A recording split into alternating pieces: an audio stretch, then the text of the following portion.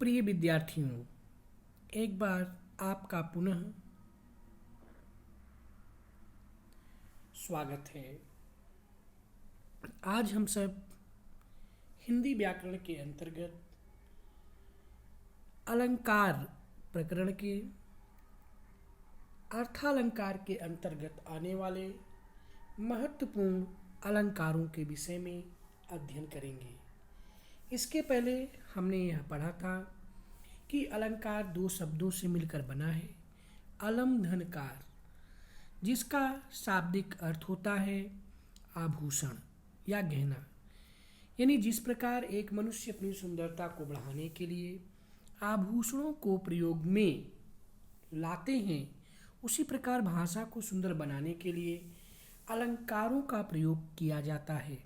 अर्थात जो शब्द काव्य की शोभा को बढ़ाने का काम करते हैं, उन्हें अलंकार कहते हैं।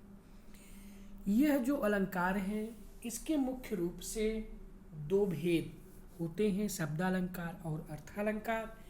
लेकिन कुछ पुस्तकों में हमें अलंकार के उभय अलंकार के रूप में तीसरे भेद के विषय में भी जानकारी प्राप्त होती है। अब जो शब्दालंकार है, जहाँ कविता अथवा काव्य में शब्दों के द्वारा चमत्कार उत्पन्न होता है, वहाँ शब्दालंकार होता है। जैसे तरन तनुजा तटतमार तलवर बहु छाए, या खड़क सिंह के खड़कने से खड़कती हैं खिड़कियाँ, खिड़कियों के खड़कने से खड़कता है खड़क सिंह। जहाँ कविता अथवा काव्य में अर्थों के द्वारा चमत्कार उत्पन्न होता है या उसकी सुंदरता अर्थों के द्वारा बढ़ाई जाती है, वहाँ अर्थालंकार होता है। जैसे पीपर पात सरिस मंडोला, सीता का मुख चंद्रमा के समान सुंदर है आदि। अब जो शब्दालंकार है, उसके तीन भेद होते हैं, अनुप्रास अलंकार, यमक अलंकार और श्लेष अलंकार। इसके अंतर्गत जो शब्दालंकार का पहला भेद है अनुप्रास अलंकार, यह दो शब्दों से मिलकर बना है, अनुधन प्रास। जहाँ अनु का अर्थ बार बार होता है, वहीं प्रास का अर्थ वर्ण या अक्षर से संबंधित है। यानी जहाँ एक ही पंक्ति में एक ही वर्ण या एक ही अक्षर बार बार आए, तो वहाँ पर उससे जो उस पंक्ति की सुंदरता में वृद्धि होती है, वहाँ अनुप्रास अलंकार होता है। जैसे तरनि तनुजा तटतमार तरुवर बहु छाए, यहाँ इस पंक्ति में तावर्ण की आवृत्ति बार बार हुई है, ता अक्षर बार बार आया है, इसलिए यहाँ पर अनुप्रास अलंकार है। इसके बाद फिर शब्दालंकार का जो दूसरा भेद है यमक अलंकार। यमक का शाब्दिक अर्थ होता है युग्म अथवा जोड़ा। इसमें एक ही शब्द एक से अधिक बार आता है, लेकिन हर बार उसका अर्थ जो है वह अलग अलग होता है, इसलिए वहाँ पर यमक अलंकार होता है। जैसे कनक कनकते सौगुनी मादकता अधिकाय, या खाए बौराय जग वा पाए बौराय। यहाँ पर जो प्रथम कनक शब्द है, उसका अर्थ सोना है और दूसरे कनक का अर्थ धतूरा है। सोने में धतूरे की अपेक्षा 100 गुना अधिक मादकता होती है, और जो सोने को पाता है वो तो बौरा जाता ही है, और धतूरे का जो खाता है वो भी पागल हो जाता है था उन्मत्त हो जाता है। एक अन्य उदाहरण लेते हैं हम यमक अलंकार का, जैसे काली घटा का घमंड घटा। तो यहाँ पर जो घटा शब्द है वो दो बार आया है, जिसमें पहले घटा का अर्थ काले बादल हैं और दूसरी घटा का अर्थ कम होना है। इसी तरह से एक अन्य उदाहरण लेते हैं, ऊंचे घोर मंदिर के अंदर रहने वाली, ऊंचे घोर मंदिर के अंदर रहाती है, 3 बेर खाती है वो 3 बेर खाती है, नगन जड़ाती है वो नगन जड़ाती है। यहाँ पर 3 बेर शब्द 2 बार आया है, 3 बेर खाती है वो 3 बेर खाती है। तो प्रथम 3 बेर का अर्थ होता है 3 बार खाती है, और दूसरे 3 बेर का अर्थ होता है 3 बेर, जो कि एक फल है, उसे खाती है। तो जहाँ पर एक ही शब्द एक से अधिक बार आए, लेकिन उसके अर्थ हर बार अलग हों, वहाँ पर यमक अलंकार होता है। इसके बाद फिर अगला अलंकार है शब्दालंकार का श्लेष अलंकार, जो कि बेहद ही महत्वपूर्ण है। श्लेष का शाब्दिक अर्थ होता है चिपकना, यानी इसमें एक ही शब्द में कई अर्थ चिपके हुए होते हैं। जहाँ पर एक ही शब्द के कई अर्थ हों वहाँ पर श्लेष अलंकार होता है। उदाहरण के लिए जैसे रहीमन पानी राखिए, बिन पानी सब सून, पानी गए न उबरे, मोती मानुष चून। तो यहाँ पर जो पानी शब्द है उसका मोती, मानुष और चून इनके पक्ष में 3 अर्थ बताए गए हैं। अगर हम मोती के पक्ष में पानी का अर्थ लेते हैं तो वहाँ पर पानी का अर्थ चमक है। मनुष्य के पक्ष में अगर हम पानी का अर्थ निकालते हैं तो वहाँ पर इज्जत है। और अगर हम चून अर्थात चूने के रूप में पानी का अर्थ अगर हम निकालते हैं तो वहाँ पर हमारा जो है पानी का अर्थ जल होगा। तो इस तरह से शब्द एक ही है पानी, लेकिन इस पानी शब्द के 3 अर्थ हैं, चमक, इज्जत और जल, इसलिए यहाँ पर आपका श्लेष अलंकार है। ठीक इसी तरह से एक अन्य उदाहरण हम लेते हैं, अगर सुविरन को खोजत फिरे कवि व्यभिचारी चोर। तो यहाँ पर जो सुविरन शब्द है उसके 3 अर्थ हैं, कवि के रूप में, व्यभिचारी के रूप में और चोर के रूप में। कवि के रूप में सुविरन का अर्थ जहाँ सुंदर अक्षर होता है, वहीं व्यभिचारी के अर्थ में सुंदर स्त्री होता है और चोर के अर्थ में सुविरन का अर्थ सोना होता है। तो कहने का तात्पर्य है कि शब्द एक ही है लेकिन उसके कई अर्थ निकल रहे हैं, इसलिए यहाँ पर श्लेष अलंकार है। इसके बाद जो अगला अलंकार है वो हमारा अर्थालंकार से संबंधित है। सीबीएसई बोर्ड में अर्थालंकार से रिलेटेड सिर्फ इसके 5 भेदों के विषय में ही चर्चा की गई है, जिसमें यम उपमा अलंकार, रूपक अलंकार, उत्प्रेक्षा अलंकार, मानवीकरण अलंकार और अतिशयोक्ति अलंकार है। तो आपसे सिर्फ इन्हीं अलंकारों के विषय में चर्चा की जाएगी। तो अर्थालंकार के अंतर्गत जो उसका सबसे पहला भेद है वह है उपमा अलंकार। उपमा का शाब्दिक अर्थ समानता या तुलना होता है।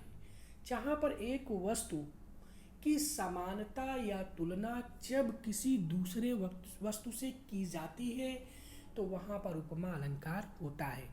उपमा अलंकार के पहचान के शब्द हैं सा, सी, सम, समान, सदृश, सरिस, तुल्य आदि। अगर किसी भी पंक्ति में ये शब्द मिलते हैं जैसे सा, सी, सम, समान, सरिस, सदृश्य और तुल्य, तो वहाँ पर निश्चित रूप से आपका उपमा अलंकार होगा। यह उपमा अलंकार को अच्छी तरीके से पहचानने की ये ट्रिक है। अब जैसे पीपर पात सरिस मन डोला, तो यहाँ पर जो है पीपल के पत्ते से मन की तुलना की जा रही है या उसकी समानता को स्थापित किया जा रहा है, इसलिए यहाँ पर उपमा अलंकार है। प्यारे विद्यार्थियों, मैं आपको ये बता दूं कि जो उपमा अलंकार है उस उपमा अलंकार के भी 4 अंग होते हैं। पहला है उपमेय, दूसरा है उपमान, तीसरा है साधारण धर्म और चौथा है वाचक शब्द। उपमेय उसे कहते हैं जिसकी तुलना की जाती है, उपमान उसे कहते हैं जिससे तुलना की जाती है, साधारण धर्म उसे कहते हैं दोनों के बीच में यानी उपमेय और उपमान दोनों के बीच में जो सामंजस्य होता है, जो समानता पाई जाती है उसे स्थापित करने की। और जो वाचक शब्द है, वाचक शब्द का शाब्दिक अर्थ ही होता है पहचान के शब्द, जैसे सम, समान, सदृश्य, सरिस, तुल्य, ये सभी उपमा अलंकार के वाचक शब्द कहलाते हैं। तो अगर हम इस उदाहरण में देखते हैं कि पीपर पात सरिस मन डोला, तो यहाँ पर जो तुलना की जा रही है वो मन की जा रही है, इसलिए मन क्या है, मन यहाँ पर उपमेय है। किससे की जा रही है? पीपल के पत्ते से की जा रही है, इसलिए पीपल का पत्ता क्या है, यहाँ पर उपमान है। और दोनों के बीच में जो सामंजस्य है, जो सादृश्यता बताई जा रही है वो है डोलना की, कि पीपल का पत्ता भी डोलता रहता है और मनुष्य का जो मन है वो स्वभाव से चंचल होता है, वो भी प्रत्येक क्षण डोलता रहता है। इसलिए डोला जो शब्द है यह साधारण धर्म है, और सरिस यह पहचान का शब्द है, वाचक शब्द है। इसलिए यहाँ पर जो पीपर पात है वह उपमान है, मन उपमेय है, डोला साधारण धर्म है और सरिस यह वाचक शब्द के अंतर्गत आता है। तो इस तरह से यहाँ पर उपमा अलंकार है। अगर हम एक अन्य उदाहरण लेते हैं कि सीता का मुख चंद्रमा के समान सुंदर है, तो अब यहाँ पर जो सीता का मुख चंद्रमा के समान सुंदर है, यहाँ पर जो तुलना की जा रही है वो की जा रही है सीता के मुख की, इसलिए सीता का मुख उपमेय है। किससे की जा रही है? चंद्रमा से की जा रही है, इसलिए चंद्रमा यहाँ पर उपमान है। और दोनों के बीच में क्या समानता है? समानता है सुंदरता। सीता का मुख भी सुंदर है, चंद्रमा भी सुंदर है, इसलिए जो सुंदर शब्द है यह साधारण धर्म है, और जो समान शब्द है यह उपमा अलंकार का वाचक शब्द है, इसलिए यहाँ पर आपका उपमा अलंकार होता है। इसके बाद शब्द अलंकार का जो अगला भेद है वो है रूपक अलंकार। रूपक अलंकार का मतलब ही होता है, देखिए यहाँ जो रूपक अलंकार है यहाँ पर सिर्फ रूपक अलंकार के दो अंगों के विषय में ही चर्चा की जाती है, एक उपमेय और दूसरा उपमान। और रूपक अलंकार की सबसे बड़ी विशेषता होती है कि इसमें उपमेय उपमान यानी जिस वस्तु की तुलना की जाती है और जिससे की जाती है उन दोनों को ही एक मान लिया जाता है, कोई भेद नहीं होता है इसमें। और जहाँ पर उपमेय और उपमान को एक मान लिया जाता है, इसमें अभेद रहित आरोप होता है, वहाँ पर आपका रूपक अलंकार होता है। रूपक अलंकार को पहचानने की एक और आसान ट्रिक है कि इसमें दो शब्दों के बीच में योजक चिन्ह का प्रयोग भी किया जाता है। अब जैसे उदाहरण के लिए चरण कमल बंधो हरिराई, यहाँ पर जो अगर हम देखें इस पंक्ति में तो तुलना किसकी की जा रही है? चरण की जा रही है। चरण मतलब पैर की, किसके पैर की? भगवान श्री कृष्ण के पैर की। किससे की जा रही है? कमल से की जा रही है। तो चरण क्या है? उपमेय है। कमल क्या है? उपमान है। ठीक।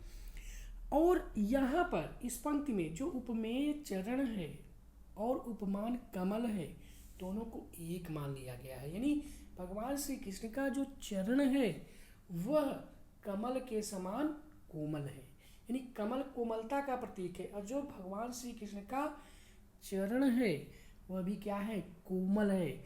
इसलिए कमल के समान भगवान श्री कृष्ण का चरण कोमल है, दोनों को एक मान लिया गया है, इसलिए यहाँ पर रूपक अलंकार है। श्री कृष्ण कमल नयन है, श्री कृष्ण कमल नयन है। अब यहाँ पर उपमेय क्या है? नयन। उपमान क्या है? कमल। कमल और नयन को क्या कर दिया गया है? एक मान लिया गया है, इसलिए यहाँ पर क्या है? रूपक अलंकार। इसके अलावा रूपक अलंकार का अगर हम एक अन्य उदाहरण लेते हैं, जैसे मैया मैं तो चंद्र खिलौना ले हूं। बाल रूप में भगवान श्री कृष्ण एक दिन माँ यशोदा के हाथों को पकड़ करके आसमान की तरफ इशारा करते हुए कहते हैं कि माँ, जो आसमान में आकाश में जो ये चंद्रमा दिखाई दे रहा है, मुझे यही चंद्रमा रूपी खिलौना चाहिए। तो जो अब अगर हम इस पंक्ति में देखें कि इसमें उपमेय क्या है, उपमान क्या है, तो उपमेय क्या है? यहाँ पर खिलौना है। उपमान क्या है? यहाँ पर चंद्र है, मतलब चंद्र रूपी खिलौना ही मुझे चाहिए। जो आकाश में ये खिलौना दिखाई दे रहा है, मुझे यही खिलौना चाहिए, इसलिए यहाँ उपमेय उपमान को एक माना गया है, अतः यहाँ पर रूपक अलंकार है। पायो जी मैं तो राम रतन धन पायो। राम रतन, यहाँ उपमेय क्या है? रतन। उपमान क्या है? राम, यानी राम रूपी रत्न को मैं पा गई हूँ, राम को ही रत्न के रूप में पा गई हूँ। तो यहाँ उपमेय उपमान को एक मान लिया गया है, इसलिए यहाँ पर रूपक अलंकार है।